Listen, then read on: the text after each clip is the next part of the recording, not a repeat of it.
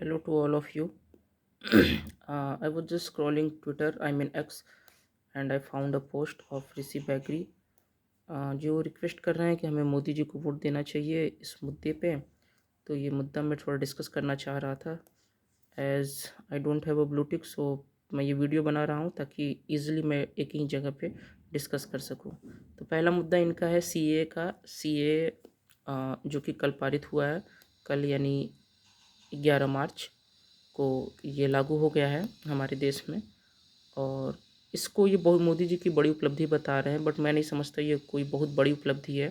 मैं इस कानून का विरोध नहीं कर रहा हूँ एज अ सिटीजन, बट इस कानून में ऐसा सपोर्ट करने जैसा कुछ है भी नहीं, क्योंकि पता है ये सभी को सीए की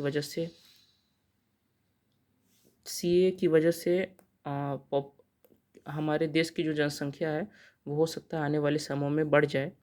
और हम पॉपुलेशन के मामले में ऑलरेडी फर्स्ट नंबर पे हैं।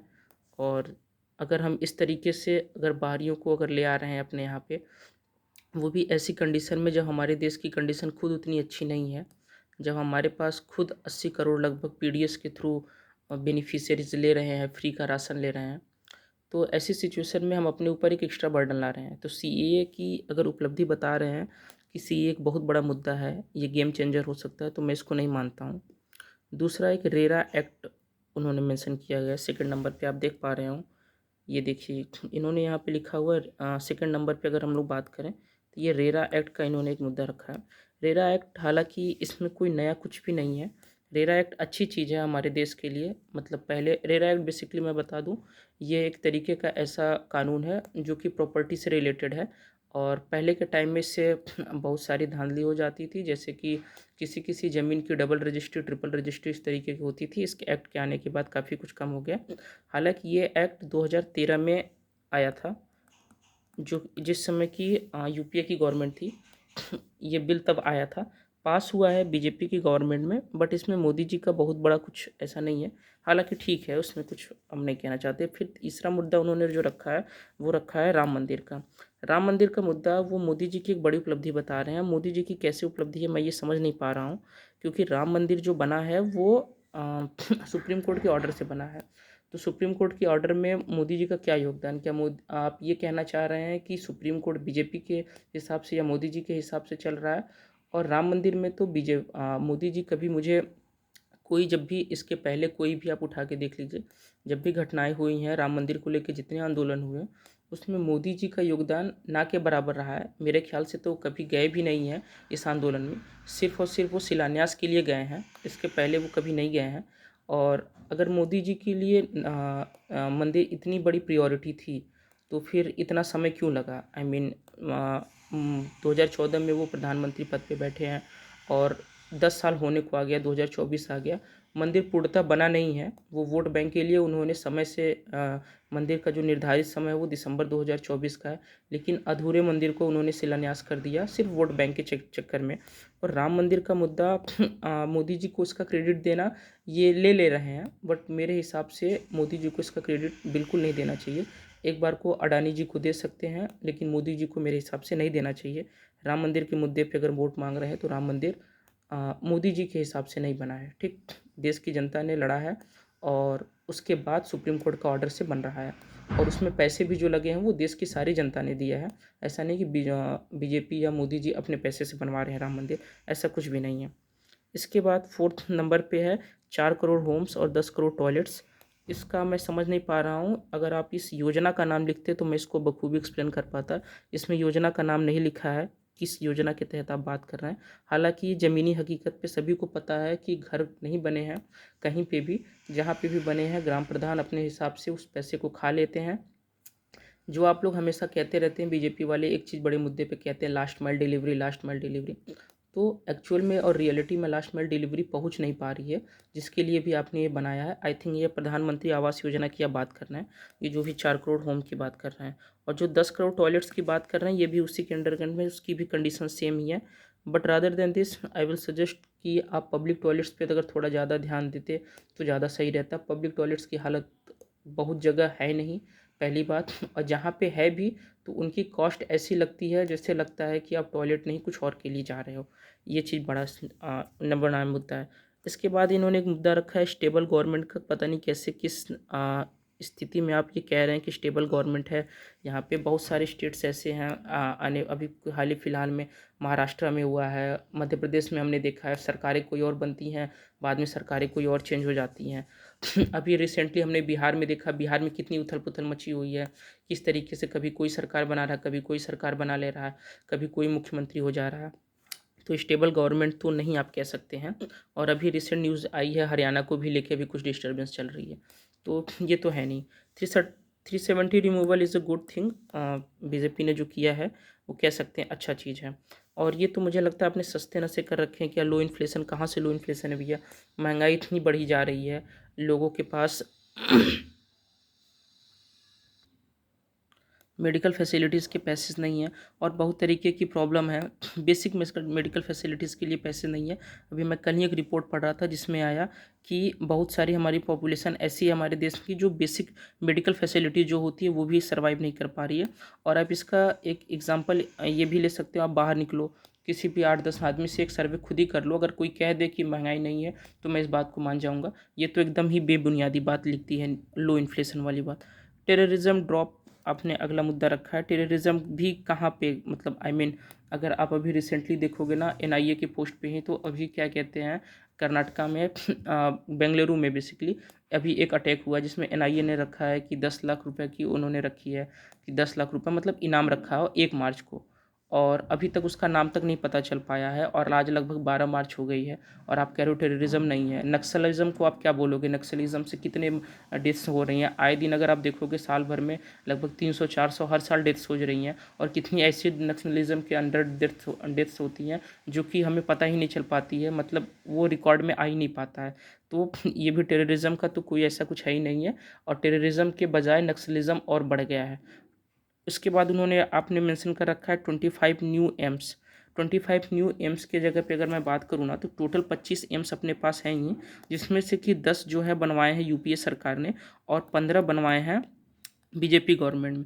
15 में से टोटल अगर देखा जाए तो लगभग 5 जो हैं वो फुल्ली अभी चल रहे हैं, बाकी के 10 जो हैं वो चल नहीं रहे हैं। और इसमें से तो 2 ऐसे हैं जिनकी अभी बिल्डिंग भी तैयार नहीं हुई है, और बहुत सारे ऐसे हैं जो कि अभी सिर्फ अंडर कंस्ट्रक्शन में हैं।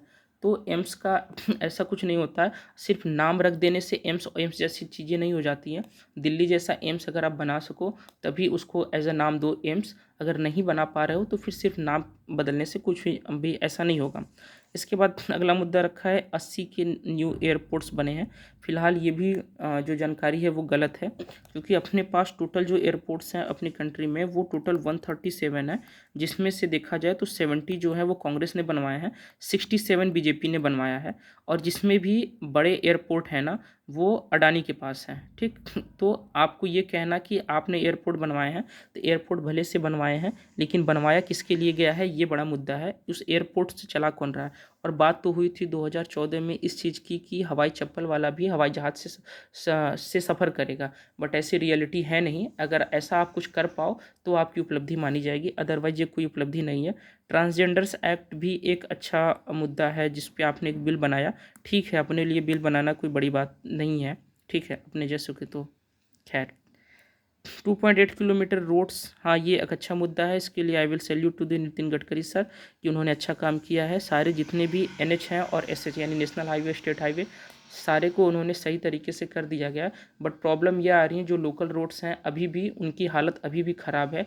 आप किसी भी सिटी के जो लोकल रोड्स हैं वहाँ पे चले जाओ, एक तो नाली की बड़ी समस्या है जिसकी वजह से पानी, नाली का पानी रोड पे आ जाता है, रोड ख़राब हो जाती है, इसको सुधारने की ज़रूरत है। तो इसमें हाँ ठीक है ये, बट अभी भी इसमें कुछ इम्प्रूवमेंट की ज़रूरत है।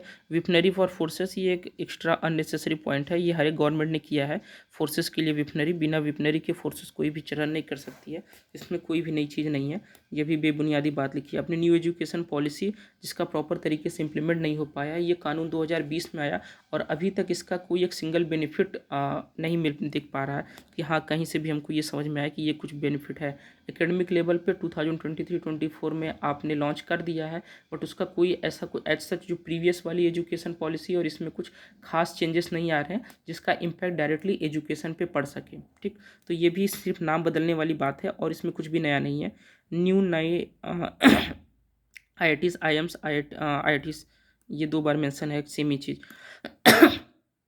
नए आईआईटीज़ तो खुले हैं, ये बात मैं मानता हूँ, आईआईटी और आईएम खुले हैं, बट पहले जैसी बात नहीं है। अभी कंडीशन ये है कि बीजेपी द्वारा जो आईआईटीज़ खोली गई है और जो कांग्रेस द्वारा प्राइवेट कॉलेजेस भी कुछ अच्छे हैं। अगर आदमी के पास, स्टूडेंट्स के पास अगर चूज़ करने का ऑप्शन आता है कि हमें आईआईटी बीजेपी द्वारा खोली गई आईआईटी को चूज़ करना है, या अगर हम यूँ कहें कांग्रेस द्वारा खोली गई कोई प्राइवेट कॉलेजेस, एकेटीयू के अंडर में कॉलेजेस, तो बच्चा जो है वो एकेटीयू प्रीफर करता है।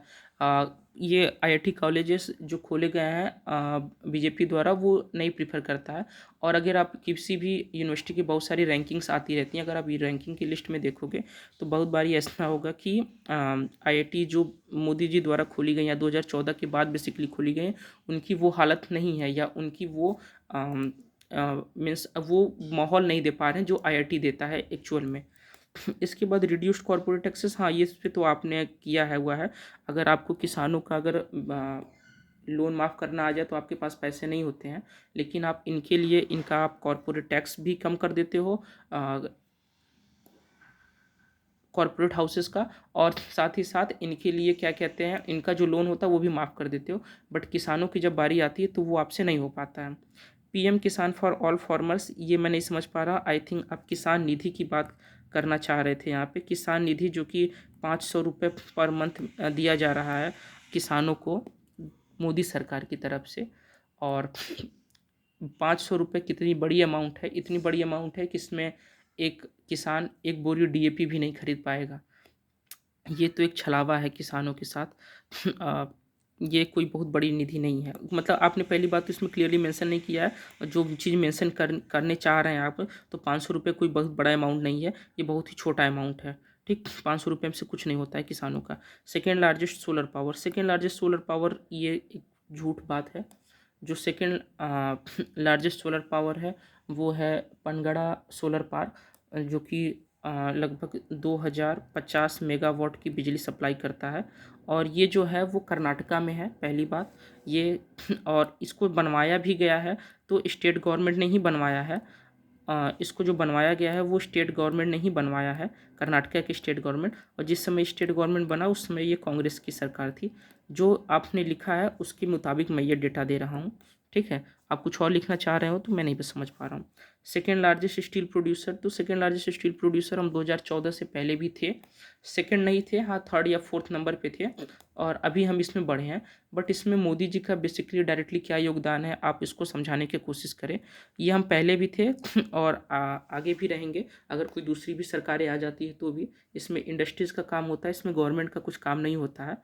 और इसमें अगर हम लोग सेकंड नंबर पे आने का एक बड़ा रीज़न ये भी है क्योंकि जापान की जो मैन्युफैक्चरिंग है स्टील को लेके वो कम हो गई है, एक रीज़न ये भी है।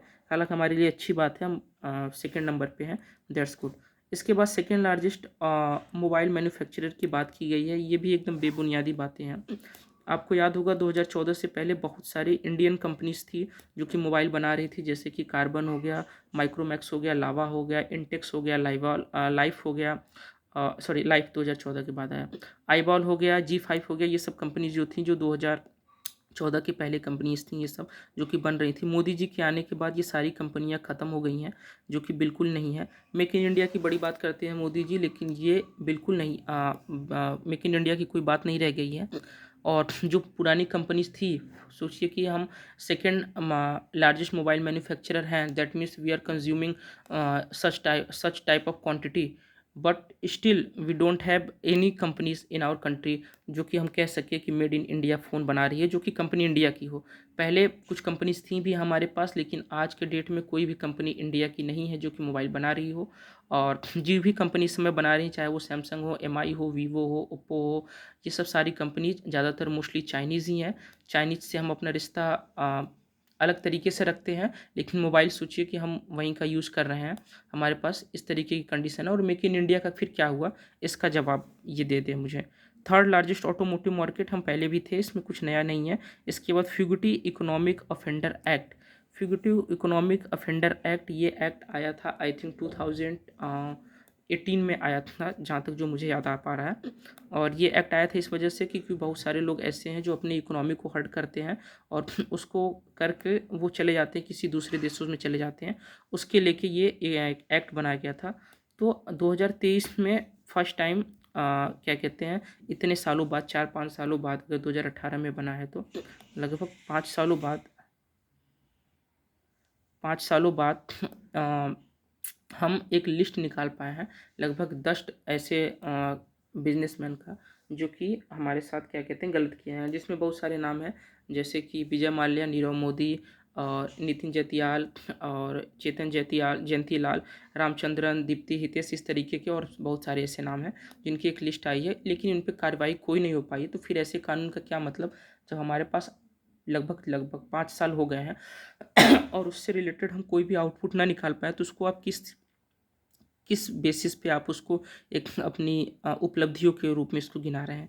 Converting post offices into banks, पहली बात तो बैंक्स अलग चीज़ होती हैं और पोस्ट ऑफिस का काम कभी भी बैंक नहीं करता है। सिर्फ बैंक पोस्ट ऑफिस जो है वो मनी जो है वो जो डिपॉजिट और विड्रॉल का काम कर ले रहा है, सिर्फ उसके बेसिस पे हम उसको बैंक नहीं कह सकते हैं। और वो भी बहुत लिमिटेड है इनके वर्क्स, और टाइमिंग बहुत लिमिटेड है, और बहुत तरीके की इसमें अलग तरीके की चीज़ें हैं। सिर्फ एक मोबाइल देने से, हाँ इसमें डिजिटाइजेशन का काम हुआ है, डिजिटाइजेशन को आप सिर्फ बैंक नहीं कह सकते, क्योंकि बैंक के और अदर भी सारे काम रहते हैं, जैसे एफडी के काम और भी अलग तरीके के काम रहते हैं। हालांकि आरडी जो है वो इशू करता है पोस्ट बैंक, लेकिन फिर भी काफ़ी डिफरेंसेस हैं, और बैंक को क्या कहते हैं पोस्ट ऑफिस में बदलने का कोई मतलब नहीं है। अगर आपको पोस्ट ऑफिस को बैंक में बदलने की ज़रूरत पड़ रही है तो फिर आप बैंक को ही क्यों नहीं, आप अलग मतलब बाकी बैंकों को फिर आप मर्जर क्यों कर रहे हैं। अगर आपको सच में बैंक, अगर नए बैंक बनाने हैं तो फिर आप जो एग्जिस्टिंग बैंक है उनका मर्जर करना बंद कर दीजिए। ये कोई बड़ी उपलब्धि नहीं है। पोस्ट ऑफिस का काम जो है वो एज इट इज़ चल रहा है। Reduction in bank non performing assets, ये एक बड़ा मुद्दा है जिसको लेकर डिस्कस किया है इन्होंने। तो मैं बता दूं कि तो उसका डेटा अगर हम लोग देखेंगे तो 2014 में जो 67% था ऑफ जीडीपी, और अगर हम 2024 में देखें तो 82%,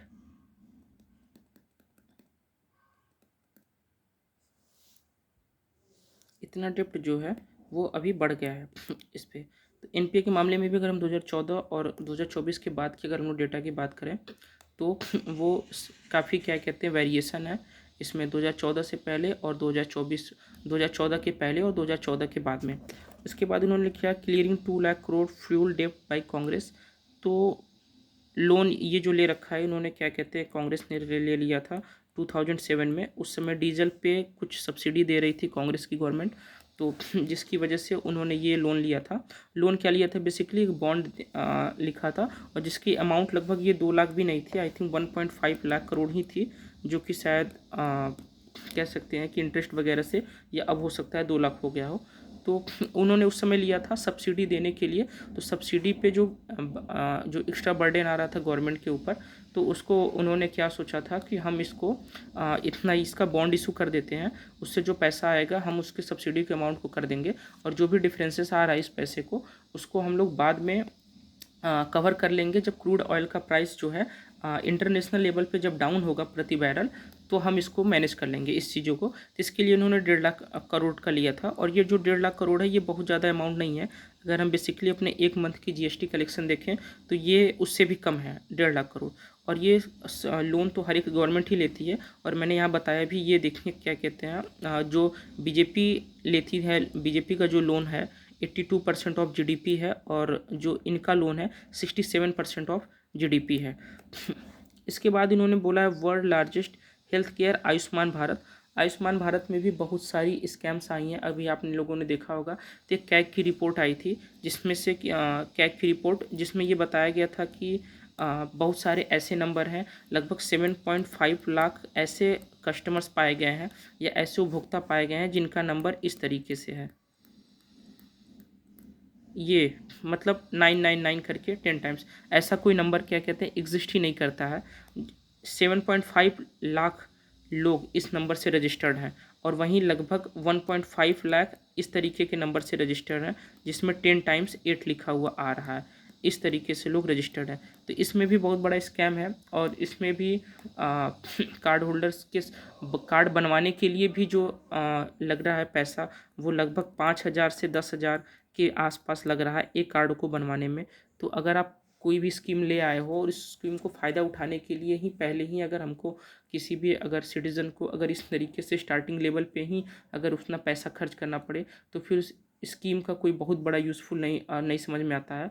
और साथ ही साथ एक स्कीम में ये भी प्रॉब्लम है कि आप लोग बात करते हो कि पॉपुलेशन हमको कम रखना है, तो छोटा परिवार सुखी परिवार का एक तरफ नारा देते हो और दूसरी तरीके तरफ ये इसमें कहा जाता है कि अगर आपकी फैमिली में 5 या 5 से कम मेंबर हैं, तो फिर ये कार्ड बनने में काफ़ी सामना करना पड़ता है, काफ़ी मुश्किलें आ जाती हैं।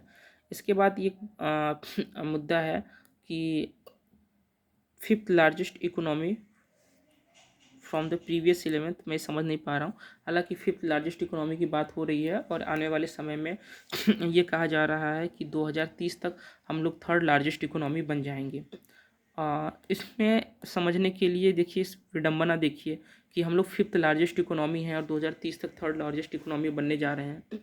और उसके बावजूद भी अगर हम लोग देखें तो पीडीएस यानी पब्लिक डिस्ट्रीब्यूशन सिस्टम के तहत 80 करोड़ लाभार्थी ऐसे हैं जिनको अभी भी मुफ्त का अनाज देना पड़ रहा है। मतलब 9 करोड़ लगभग 80 करोड़ में 9 करोड़ लगभग अंत्योदय योजना के तहत मुफ्त राशन ले रहे हैं। बाकी 71 करोड़ कम लागत में यानी कंसेशंस रेट पे कोटेदार के थ्रू से गांव में जो भी खुले होते हैं वहाँ से वो अनाज ले रहे हैं। हम फिफ्थ लार्जेस्ट इकोनॉमी होने के बावजूद भी हमारे पास इतनी वेरिएशन है। अगर हम लोग फिफ्थ लार्जेस्ट इकोनॉमी सच में बन गए हैं तो फिर हमें ऐसे सस्ते राशन देने की ज़रूरत क्यों पड़ रही है, पहली चीज़। दूसरी चीज़ ये कि अगर हम लोग देखें तो वेल्थ डिस्ट्रीब्यूशन जो है हमारे कंट्री का वो काफ़ी अलग है। मतलब अलग का मतलब ये कह सकते हैं कि काफ़ी वेरिएशन है, इसमें इनइक्वलिटी है। अगर हम अपने कंट्री के अगर 1% जो हमारी पॉपुलेशन है जो सबसे टॉप के हैं, यानी अगर रिचेस्ट की बात करें, रिचेस्ट 1% जो पॉपुलेशन है वो 70% वेल्थ हमारे कंट्री का वो उनके पास है। और उसके बाद जो 10% टॉप के 10 के बॉटम के अगर हम लोग 10% की पीपल की बात करें तो उनके पास 80% है। और इसके बाद जो बच जाते हैं 90% लोग, उनके पास 20% वेल्थ है। तो आप ये समझिए वेल्थ का कितना बड़ा इनइक्वलिटी है हमारे कंट्री में। और आप बिलियनियर की संख्या अगर आप देखेंगे, ग्राफ अगर देखेंगे तो आने वाले दिनों में ये बढ़ती ही जा रही है। बट अगर हम लोग अगर वहीं अगर गरीबों की बात करें तो गरीबी रेखा से नीचे जो पीपल हैं वो भी काफ़ी क्या कहते हैं बढ़ते जा रहे हैं। तो ये काफ़ी वेरिएशन है और इस वेरिएशन को कम करना एक बड़ी उपलब्धि हो सकती है। 5 करोड़ फिफ्थ लार्जेस्ट इकोनॉमी को हम लोग अगर इस तरीके से जस्टिफाई करेंगे इतनी वेरिएशन के साथ, तो ये जस्टिफिएबल नहीं है।